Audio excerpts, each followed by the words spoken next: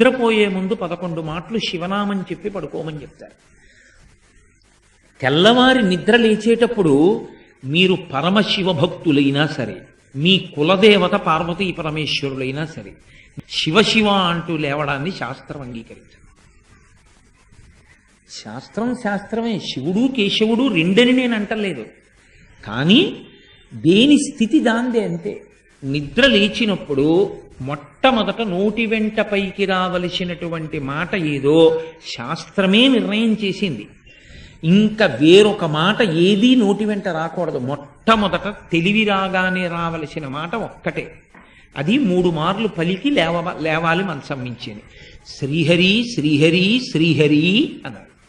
3 మాటలు శ్రీహరి అన్న నామం చెప్పి మాత్రమే లేవవలసి ఉంటుంది. అంటే జాగృతి ప్రారంభమైంది. నిద్ర లేచాడంటే రక్షణ చెయ్యవలసినటువంటి వాడు శ్రీ మహావిష్ణువే.